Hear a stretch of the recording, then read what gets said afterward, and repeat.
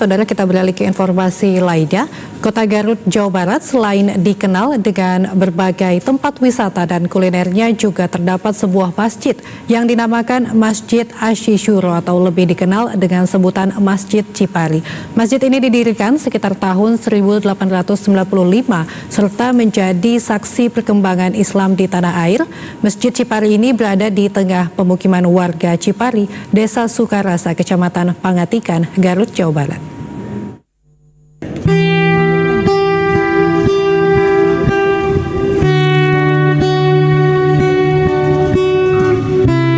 Bangunan Masjid Asy-Syuro lebih menyerupai gereja dengan arsitektur bergaya bangunan khas Eropa pada umumnya.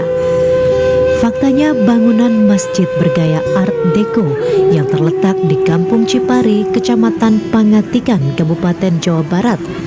Masjid itu menjadi kebanggaan masyarakat Garut dan Jawa Barat, terutama karena masjid merupakan warisan perjuangan para tokoh pergerakan Indonesia yang masih berdiri kokoh hingga kini.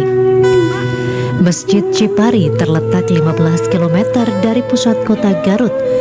Masjid Cipari ini berdiri dengan luas 2 hektar di atas wakaf milik Haji Haryamin dan Kiai Haji Bustomo, yang kemudian diteruskan kepada pendiri Pondok Pesantren Cipari, Kiai Haji Abdul Kudus dan Kiai Haji Yusuf Tauzir.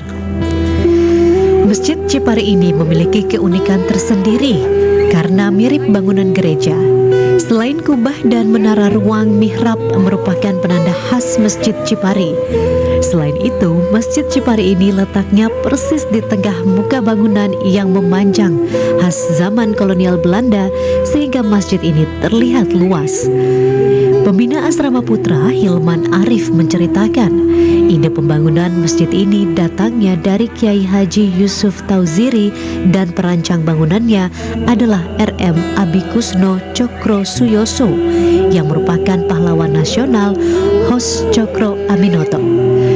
Sejak saat itulah Masjid Cipari sering dipergunakan untuk tempat pertemuan tokoh syarikat Islam dan tokoh nasionalis dalam mempersiapkan kemerdekaan negara Indonesia.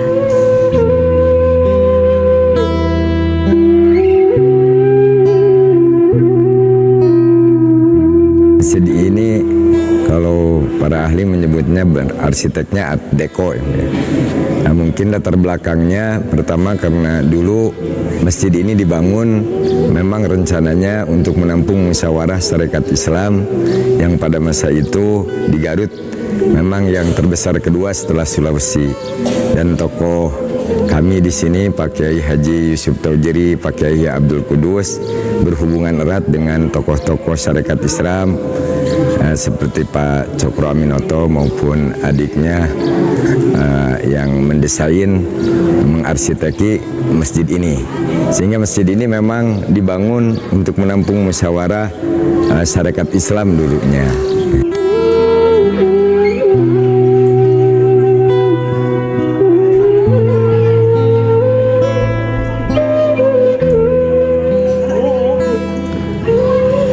Masjid Cipari ini pun menjadi tempat latihan perang, tempat pertahanan pejuang kemerdekaan, hingga menjadi dapur umum. Pertempuran di zaman Belanda saat warga berbondong-bondong mengungsi ke masjid ini.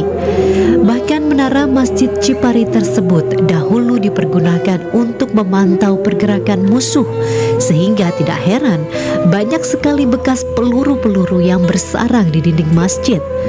Selain Masjid Cipari, di lingkungan masjid juga terdapat pondok pesantren yang berdiri sejak 1895.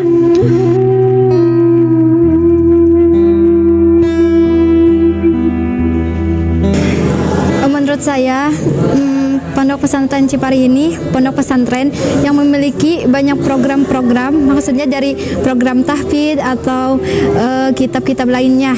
Dan pondok pesantren ini juga termasuk pondok pesantren yang memiliki peranan penting dalam sejarah. Dari sanawiyah dan sekarang udah aliyah 6 tahun. Iya, di pendidikan alhamdulillah mulai dari program tahfidz sudah menghafal Al-Quran, mulai menghafal Al-Quran dan juga belajar tahfidz, tahsin, kitab-kitab lainnya. Kalau tahfidz, alhamdulillah sudah 11 ya. Karena menurut saya sekolah dengan pesantren itu saling berkaitan juga ya Bu ya, dan saya lebih fokus dalam pesantren juga. Dan kenapa saya memilih di pesantren Cipari, karena di sini tersedia juga pesantren dan juga ada sekolahnya juga Bu. Jadi ngaji sama sekolahnya juga sama-sama ini apa? Saling melengkapi. Iya, saling melengkapi juga. Mungkin saya melanjutkan ke perguruan tinggi di Garut, masih di Garut di Unik.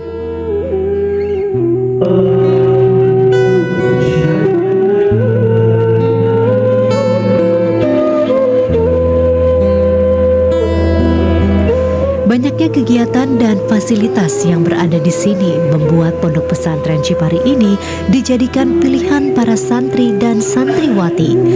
Salah satu kegiatan di Pondok Pesantren yaitu setiap bulan suci Ramadan diadakan pembelajaran tahfidz Quran. Tim Liputan TVRI melaporkan dari Garut, Jawa Barat.